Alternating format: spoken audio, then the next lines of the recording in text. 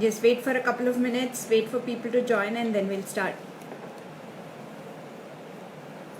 Me too, I'm looking forward to giving this talk because this is a cause that's very dear to my heart.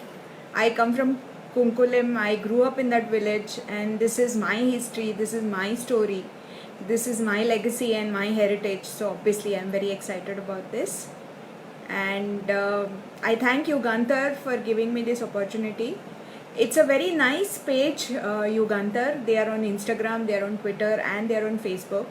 And if any of my followers are listening to this, I would request you to follow them. They have awesome content. They make really good videos on the history and culture of Goa, and they make it very interesting. And it's a very young team, so it's good to see their videos. In fact, on the revolt of Kunkulim, they have done a series of videos for the past almost 8 days now, and every video has been, it's a very short video, 2 minutes or 3 minutes, but the content that they have is really good. So if you want a visual short encapsulated version of the story that I'm going to tell you, then please log on to the Yugantar page and check their videos. It always makes me happy that young people from Goa are talking about their history, and they're talking about what really happened as opposed to what we've been told happened. So everybody is trying to reclaim their history, and that's really nice. So 26 people are here. Let me see how many people are joining from my page.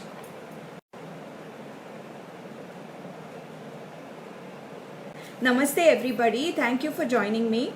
I thank Yugantar for giving me this opportunity to talk about a subject that's very, very close to my heart because it's my legacy and my history.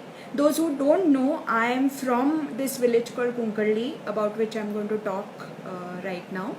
It's a very, very beautiful village in the Salsette district, Sasashti district of Goa.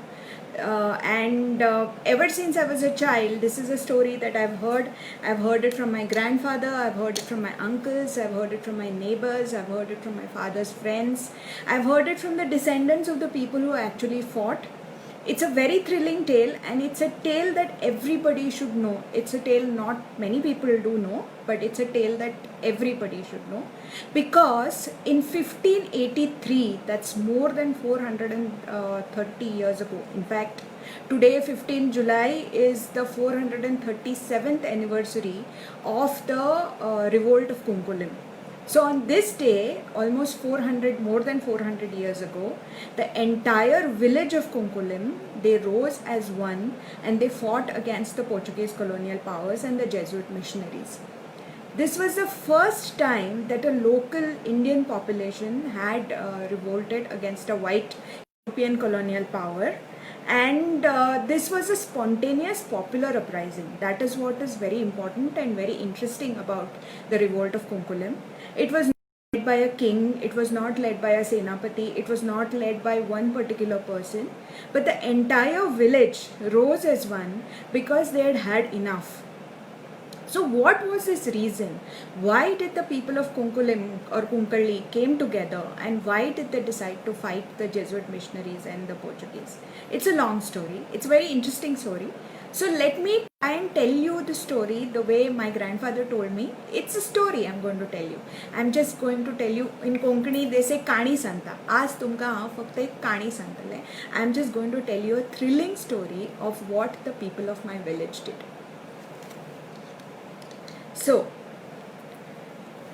today is 15 July 2020, exactly 437 years ago on this day, my village of Kunkulim or Kunkalli rose up in a popular uprising against the oppressive policies and religious discrimination and persecution that was unleashed on them by the Jesuit missionaries and the Portuguese. It's a long story. This was the first time, as I said, the local population of a village in India had risen against a white colonial power. Before that, there are instances of the naval chiefs of the kings of Kerala against the Portuguese for some time, but this was the first time that the people of an entire village had gotten together and they had said that enough is enough. You guys are from another culture, you are imposing something on our way of life, you are destroying our culture, and we are not going to take it lying down. our fight against this injustice and this religious persecution. So this was a fight of the soil against an alien colonial power. This is especially important today as we see all over the world there are popular uprising against colonial heroes. People want history to be rewritten. People want the real history to be told and not just the victor's version of it. So that is why all over the world heroes of colonial rule, their statues are being toppled, their real stories. People are saying that this is our narrative, we need to talk about it. And this is why it is especially important for us in India to understand how our people resisted against the white colonial rule. So the events of 15th July 1583, they were not an isolated event.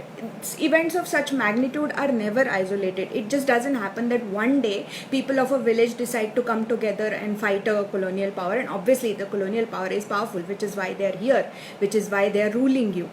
But to make people come to that stage where every person in the village comes armed with a stick or a skeet or a spear or find and take on a group of 50 strong colonial team comprising of soldiers and priests, there has to be something leading to it. You have to be really troubled, and there has to be simmering rage for a long time for you to be able to take such a drastic step and fight. You know, obviously the retribution is going to come, but you are still fighting, and you would fight that only if you have been constantly been oppressed for a long time. So the events of 15th July 1583 were a culmination of almost 8 years of colonial oppression. So what led to the events of 1583? For that, we need to know more about my village of Kunkalli, how the village was constituted at that point of time, and what were the circumstances of the village, and why did the people of the village get so angry. So before the Portuguese came to Goa, every village was controlled by something called a Gram Sanstha. Village institution.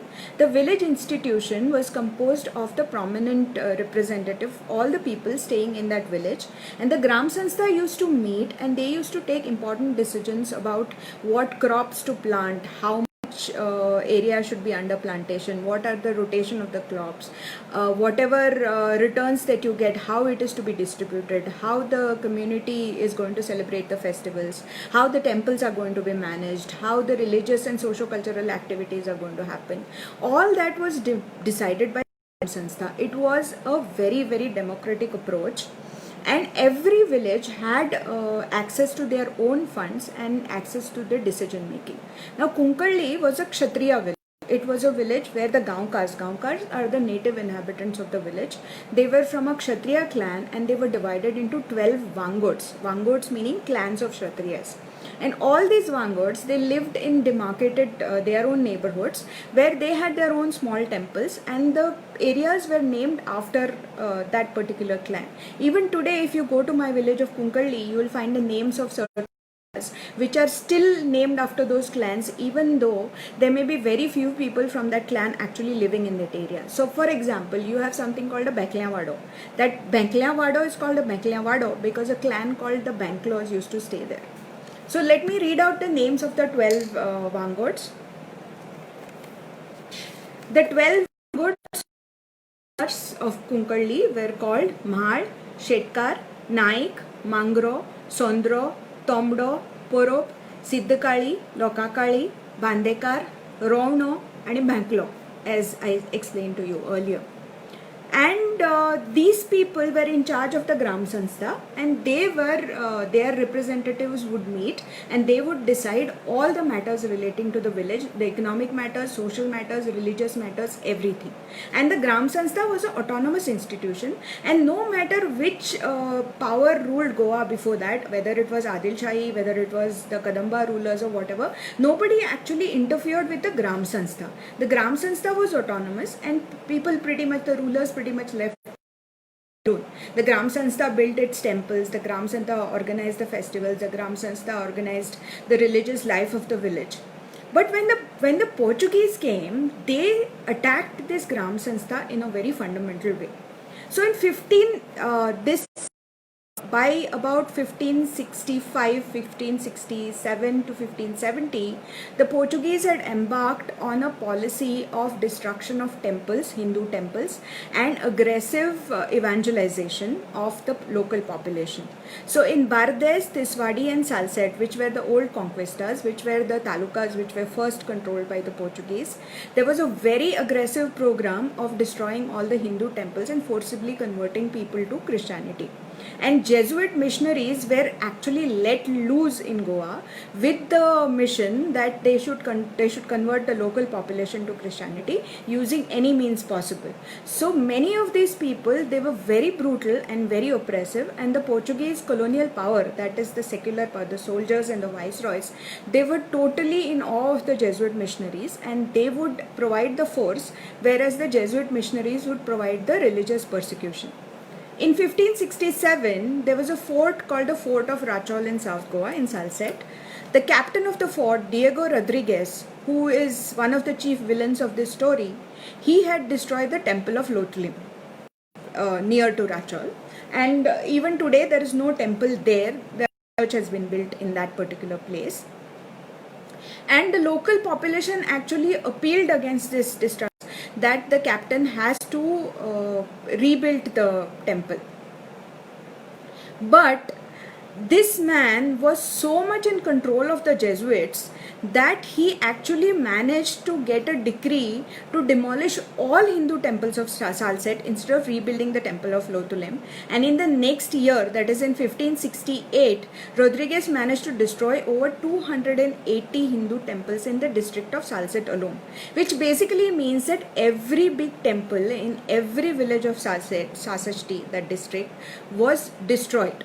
And in some places churches were erected, in some places the temples were just destroyed and burnt down. And the people were converted to Christianity, and they were taken to the seminaries of Rachol and Raya to study Christianity. Even in Kunkolim it has started, even in Kukalli this process of conversion had started, and some people had converted, whether for money or greed or conviction, nobody knows, but the process is. But because the people of Kunkulim were so fiery and fierce, and they always fought against injustice, they decided to fight this. And in 1573, there was a decree on destroying Gram Sanstha. So the Gram Sansthas were told that the Hindu Gaonkars could not start a Gram Sanstha or take any decisions unless the converted Gaonkars to Christianity were also present. And if enough Christian Gaonkars were present, then Hindu Gaonkars were told to just be excluded from the Gram Sanstha. So which was a direct attack on their way of life. It was a direct attack on the way of worship. It was a direct attack on Dev, Desh and Dharma of the local Gaonkars. So obviously the brave people of Kunkulim were not going to take it lying down. So by the order of 1573, the Gram Sanstha was almost destroyed completely. Hindu Gaonkars were not allowed to pass any resolution in absence of their converted Christian Gaonkar colleagues, and they were told that they just if they wanted any rights, they should just convert to Christianity. Kukalkars, that is the people of my village, were always known for their proud martial spirit. Even today, if there is a fight in Goa between the person from a Kunkulim, from Kukalli, and any other person from Goa, then the other person will invariably say, "Tumi Kukalkar, tumi Hushar. You are people from Kunkulim, you are very good at fighting." Even today, I have heard that lots of times in my entire career when I used to go for debates and all. In Goa, I always used to be told that you are from Kunkulim, you are very good at arguments and fighting. Anyway, besides the point. So, the of Kunkulim were so angry when their Gram Sansthas were destroyed, when they were told that in order to keep their ancestral rights to till their land and to own their land, they have to convert to Christianity. They refused to accept. They showed their resistance by refusing to pay taxes to the Portuguese for the next 8 years. 8 years in that time, mind you. So almost 4 centuries before Gandhiji came, idea of non-cooperation movement, of Asahkar Andolan, of violent civil disobedience, the people from Kunkolim had already stopped paying taxes to the Portuguese government. Today it looks like a very simple thing because we live in a democracy, but even today you cannot refuse to pay taxes to the government. Now imagine in 1570s, these are the people of a village who were taking on a white colonial power, who was completely brutal, who had destroyed their temples, and they were telling them that we will not take this lying down, we are not going to pay you taxes. It took huge courage, it took huge guts to be able to do that. More than 3 centuries ago, Gandhi came up with Asahkar Andolan. The people of Kunkolim were already doing that. As Kunkolim led, other villages in the neighborhood followed, prompting Diego de Couto, the 16th century Portuguese historian, to remark that people of Kunkolim were always the leaders in uprising and worst of Salsette. He said they were obstinate, they were always ready to fight, and this is an opinion expressed by many Portuguese historians back then and even now. And you know what, my husband also says that people of Kunkolim are very obstinate and they're always ready for a fight, but that's a joke. So the Portuguese take the resistance lying down, as you can imagine. They raided the village. They sent a tyrannical and sadistic revenue collector called Estevão Rodrigues to Kunkolim. He was very brutal and much hated because he used to collect taxes from the local inhabitants, and if they refused, then he used to unleash brutal the people. So he was not liked in the village at all. So finally, some people from Kunkolim, some fighters, take it anymore, and they murdered Estevão Rodrigues. Obviously, the government was not going to take it lying down. So the Portuguese retaliated with more oppression, and they sent fully armed soldiers from the fort of Asolna as well as from the fort of Rachol to Kunkolim, and they stationed 200 fully armed soldiers in the vicinity of the villages of Kunkolim, Veroda, Asolna, Shishni, and these 200 soldiers were told to use and beaten up, and all the papers he was carrying, they were basically burnt. Obviously, the Portuguese were not going to, this was getting too much for the Jesuit missionaries as well as for the Portuguese secular power to take. So the Viceroy ordered a 2-pronged attack on Kunkolim. Boats led by Captain Major of the Malabar coast. This is not a small guy, this is their naval head of the entire Malabar coast. Gil Mascarenhas, he attacked from the river Sal with a flotilla of Portuguese boats. And a land force attacked the village from Rachol, led by this Captain Figueiredo, the guy I spoke about earlier, who was responsible for destroying some 280 temples in Salsette. So with this 2-pronged attack, and obviously these were armed soldiers, the villagers didn't have guns, they just had sticks and spears and knives and basically only and stones maybe, but they didn't really have. So as I said, the Portuguese unleashed a 2-pronged attack on the village of Kunkolim, one from the river and one from the land. And both these people, the soldiers, the naval soldiers as well as the land soldiers, they actually landed in Kunkolim and they destroyed pretty much everything they could find. They burnt houses. There were 3 major temples in Kunkolim. One was dedicated to Sri Mahadev, one was dedicated to Akral Durga, and one was dedicated to Shanta Durga. 2 of these temples were destroyed. And everything was burnt down, everything was destroyed. So the people whose houses were burnt, some of them probably converted, but most of them, they ran and hid into the forest. That time Kunkolim was a very small village and all around were forests. So they basically disappeared into the forest and stayed there. And the entire village was destroyed, and after the village was destroyed, the flotilla retreated and Captain Figueiredo went back to Rachol. But the people of Kunkalli still didn't give up. As soon as the Portuguese soldiers left, they came back to the village, they rebuilt their temples, built small makeshift structures, and they started doing their pujas there. They rebuilt their houses into smaller makeshift houses, and they started living there. They started reclaiming the land, and they still said, we are not going to pay taxes. That is the spirit of Kunkolim. So hearing this, Captain Mascarenhas and Captain Rodrigues once again, this was the second time they attacked Kukalli, and a new convert from, and they said, okay, we'll give you taxes and all that, but at least let us practice our religion, and that was agreed to for some time. But inside, the people of Kunkulim were seething. They were a fighter race, they were a warrior race, and for 8 years they had fought against the Portuguese continuously, and they were not likely to give up even now. So they were facing a relentless persecution for almost 8 years, and the persecution was economic, it was religious, it was cultural, it was oppressive in every which way. So this was in early 1583.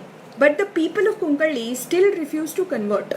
They paid taxes to the Portuguese government now under duress because their village was destroyed twice, but they still refused to convert. So, around this time, a council of Jesuits met in Verna, which was the place of the ancient temple of Sri Mahalsa, which was destroyed, and the Mahalsa Murti was shifted to today's Martol, where the temple exists even today. And they gathered there, and they had a council. They said that because the people of Kunkulim are so defiant and they are not willing to convert, because of them the other surrounding areas are also getting inspired and they are also refusing to convert, and this resistance is spreading. So we must teach these guys a lesson. Unless we teach the Kukulkars a lesson, unless we convert the Kukulkars, the surrounding areas are also not going to listen to us, and this is a symbol of resistance. We must crush it. This meeting was presided by Father Robert Acquaviva, Father Rodolfo Acquaviva. This Jesuit priest had just returned to Goa from the court of Akbar at Fatehpur Sikri, where he had a personal audience with Akbar, and where he had tried to convert some people from the Mughal court to Christianity, but that hadn't worked, so he had come back to Goa. He was a patriarch of the entire Salsette district by that time. So he presided over this meeting, and the decision was taken to take a delegation of Jesuits and the soldiers to Kunkalli to destroy the third big temple that was still existing, that is the temple of Shanta Durga, and to convert all villagers to Christianity. So after morning mass, because it was considered to be a holy mission to convert people, heathens, to Christianity, they landed up in Kunkulim. They walked from Verna to Kunkalli, and where they had already told the people who had converted earlier that they were coming, so they had erected a shamiana for them in a place called Toliye Bhat, which literally means, Toli means a sacred tank and Bhat means a field. So it was a field of a sacred tank, which means that there was a temple there and there was a sacred tank there. The name still exists. Even today it's called Toliye Bhat. So there a shamiana was erected for them, and they came there. There were about 50 of them, and there were some Jesuit priests and some converted people from the village, and there were some soldiers. And they told the villagers that they are coming to the village and they want to talk to the villagers, talk to the clan leaders. So the villagers said that they're welcome to the village, but nobody is really interested in talking to them. So these guys, the Jesuits, were talking amongst themselves, and they were taking measurements. They said that this place is the right place for a church, so they were taking measurements, and they erected a temporary cross there. So when the villagers saw that these people were taking measurements of a church in this area where their temple already existed, where a Hindu temple already existed, and they had erected a cross, they were very angry, and this was simmering rage of 8 years. They had seen their houses being destroyed, they had seen their temples being destroyed, they had seen a cow being cut in front of their god and the intestine dumped into a well. So all this simmering rage, all this anger, all this accumulated sense of injustice was seething in them. So the entire village, almost 200 people, practically every male person in the village from the age of 10 to whatever age, to 60, 65, in those days was a very old age, they came at the Jesuits armed with whatever they could find, with sticks, spears and whatever. The Portuguese had guns, were some soldiers, but the fury of the people was so much that they attacked the Jesuits, and 14 people were killed there. 4 of them were white Jesuit priests, and the others were converted Christians, and there was a soldier from the seminary. But so much was the terror of the people of Kunkulim, so fierce they were and so scared were the Portuguese, that for 2 days nobody came to reclaim the bodies of the Jesuit priests, which was a big thing in those days, because Jesuits enjoyed at that point of time almost absolute power in Goa. Their power, their religious power was more than even the secular power of the Viceroy. So for 2 days, on 15th of July, this incident happened. Till 17th, the bodies were dumped in a well. Now a chapel exists there, but that well still exists and it's opened once a year. And in these 2 days, actually, the chieftains managed to rescue the Vigraha of Shanta Durga, and they took it through a forested route, the Murti, and they established it in a place called Fatorpa, where the temple of Shanta Durga Kunkalli Karin still exists today. And after that, they did this, and after that, obviously, when the fort of Rachol came to know about this was an open attack on the Portuguese power, and the Portuguese didn't want to take it lying down, so they unleashed their full might against the people of Kunkulim. Soldiers came, they burnt the place down, they burnt, pillaged, looted, raped, did everything possible to the people of Kunkulim, and they made them agree to the administrative power of the Portuguese, which the people did because they didn't have an option, and they had paid a very heavy price for what they had done. So the Portuguese but having said that, even though the people agreed to the administrative power of the Portuguese, some of the Gaonkars, they managed to escape to the surrounding areas, which were at that point of time under Adil Shahi rule, so they were not under Portuguese rule technically, and they would still come and fight, and they would still try to provoke the people of Kunkulim into fighting the Portuguese, because we are fighters, we are the people of Kunkulim, we are Kunkalkars, it is it's our thing to fight, all of us. It's in the water. My father used to say that the fighting spirit is in the water of Kunkulim. Anybody who drinks the water of the 12 Bans of Kunkulim is a fighter, and they will be fighters. If you know what I do on social media, you probably agree with me, but that's besides the point. So the people of Kunkulim, they still continued to fight, and the chieftains, the leaders of each of the vanguards, were still free, and they were still provoking people to fight against the Portuguese. They were employing guerrilla tactics at that point of time, probably learned from Shivaji Maharaj. So the Portuguese resorted now to cunning when they realized that the chieftains were not listening to them, and they were still free, and they were in Adil Shahi areas, so Portuguese couldn't technically attack them or harm them or kill them. So they decided to use Bhed. Sam didn't work, Dam didn't work, Dand didn't work, so they decided to do Bhed. And they resorted to cunning, and they invited the leaders of the clans to a peace meeting at the fort of Asolna. Asolna is a neighboring village of Kunkulim. It's about 5-6 kilometers from there. And they guaranteed the chieftains a safe passage. They told them to come unarmed, and Adil Shahi envoy called Zeberk, he was the middleman, the envoy. They used him to convince the chieftains that this meeting is for peace, and they are going to negotiate, and the Portuguese are willing to say that the religious persecution will cease, and then they will allow the Gaonkars the right to practice their own religion. So the chieftains, they actually trusted them, and 16 clan leaders, these were the bravest of the people of Kunkulim, they were the warriors, they were the leaders of the entire village of Kunkulim. They went to the fort of Asolna, and as soon as they reached the fort of Asolna, you can imagine what must have happened. These were unarmed people who were guaranteed a safe passage, and it's a story that we have heard many times in India's history. The gates of the fort were closed, and they were massacred. They couldn't even fight. And the carnage was so bad that only one of the 16 managed to jump into the river and swim and managed to save his life. His name was Kalgo Naik. Everyone else was massacred, and their bodies were probably also not retrieved.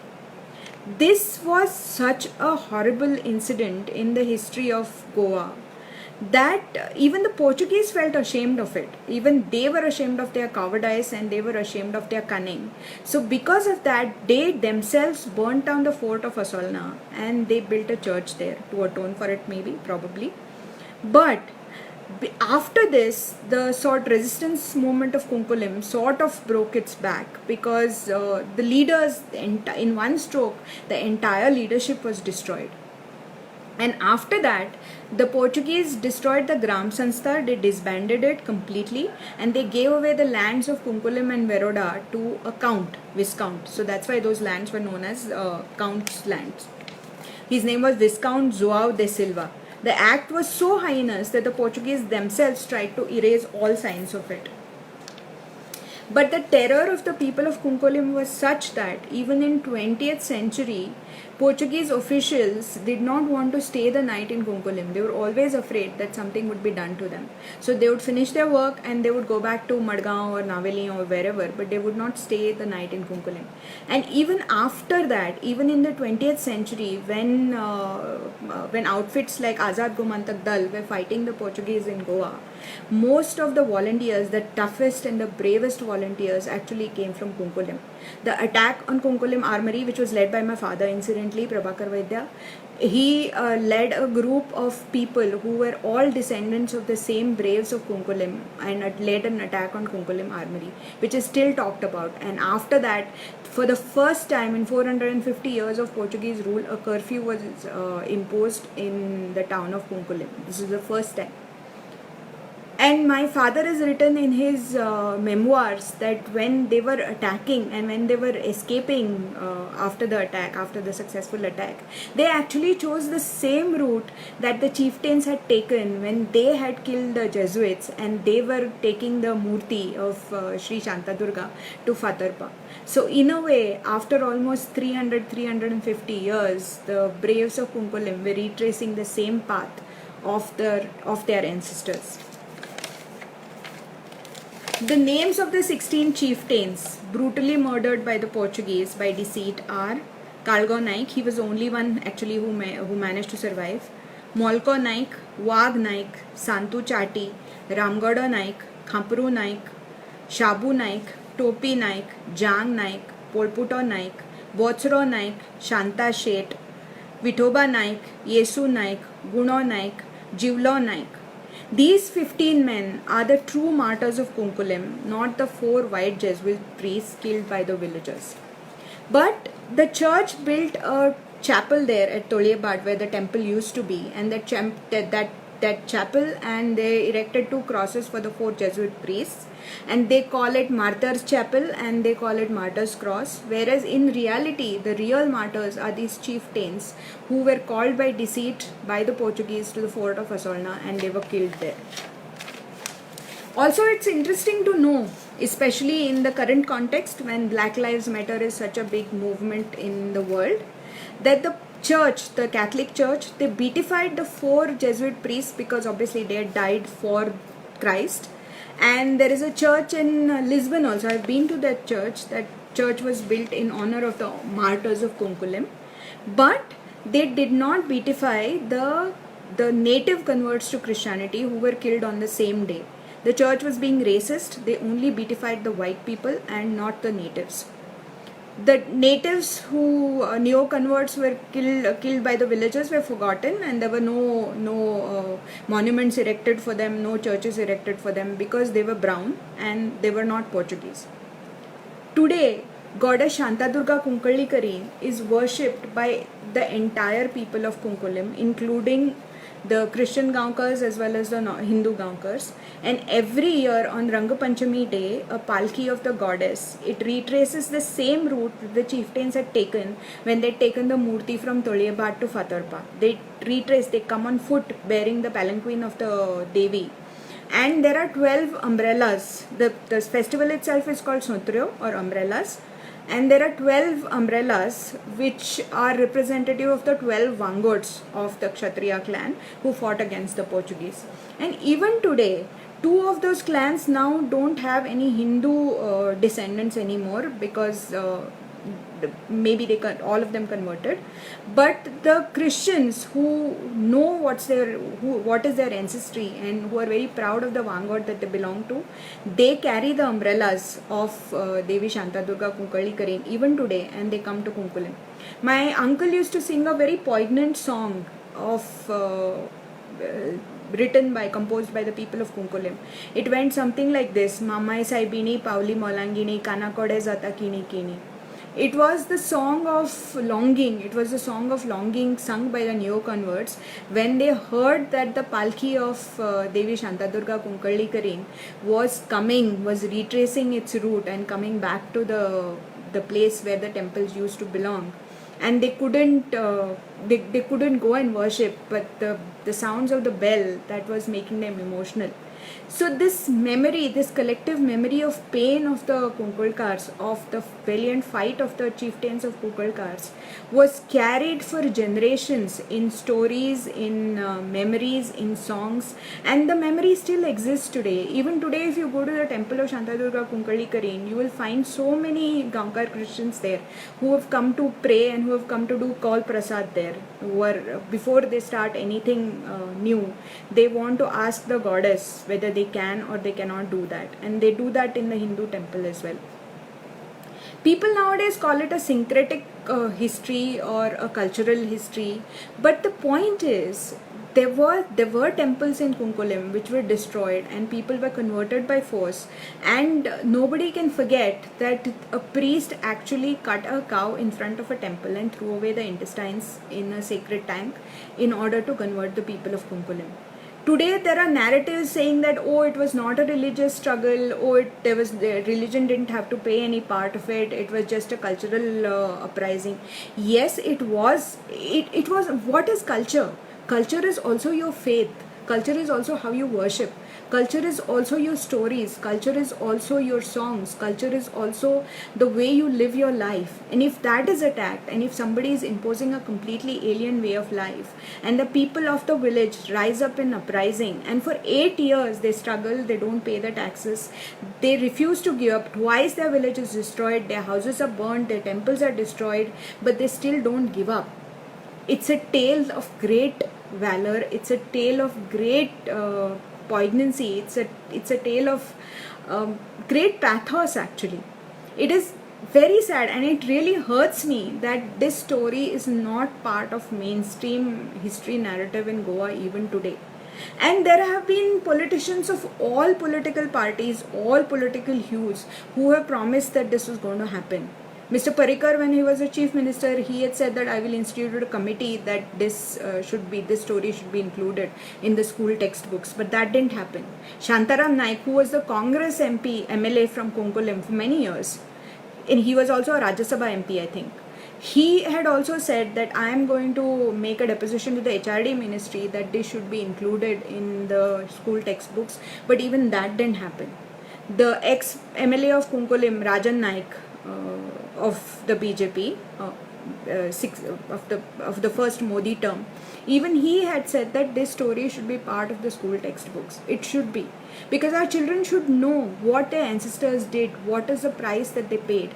The people of Kunkulim still know, both the Gaonkar Christians as well as non-Gaonkar Christians, and today they can trace their ancestry as well. In fact, when a chieftain's memorial was built in Kunkulim, it was headed by Oscar Martins, one of the descendants of one of the 16 chieftains who were killed by deceit in Asolna.